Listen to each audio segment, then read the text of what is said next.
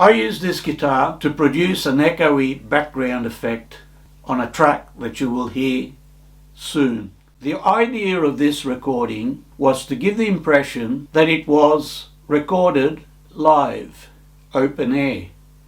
So I was trying to catch that Coriolis effect. I hope that's the right terminology, but it doesn't matter. It's that effect that you hear when the sound sort of fluctuates with the wind, it comes and it goes type of thing. As much as I could produce that effect, that was the idea behind it. I overdubbed several instruments. This guitar provided the background echoey sound as well as the lead part. I also played bass, the conga drums and a little bit of percussion. I introduced the song with a bass guitar riff. A simple one, albeit, but effect.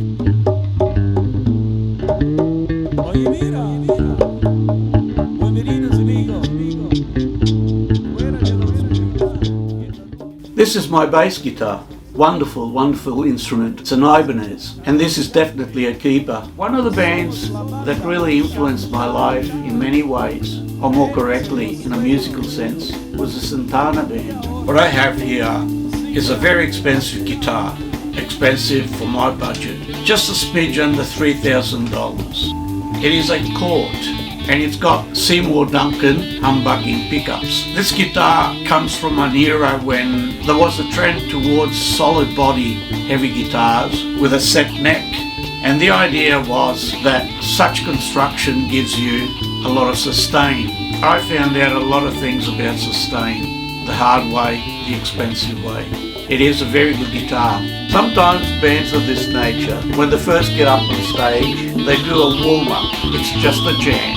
After several times of jamming the jam, it sort of gels into a bit of an actual song. The soundtrack that you're listening to now is supposed to be such a jam that's congealed into a song, a soundtrack. The story behind the track is one that's deeply rooted into my memory. Imprints, emotional imprints that happened with certain experiences. I remember attending a concert, and I'm pretty sure it was the Led Zeppelin concert way back in time at the Sydney Cricket Ground, an open air venue, and there were thousands of people there. The air was thick with the smoke of, those things that you put in your mouth and you light them up and you suck on them, well, I've never done any of that. The air was thick with that smoke, and there was a warm breeze blowing. I'm telling you this because when the music started, there was such a strong atmosphere, let's put it that way. Every now and then, the breeze would come and blow through, and the sound would fluctuate. It affected the sound coming from the huge speakers in that open-air concert. Do stay with me now for the next minute and a half as we listen to the soundtrack of myself playing the guitar, doing an amateurish impersonation of Santana. I love the guy very much and I love his playing.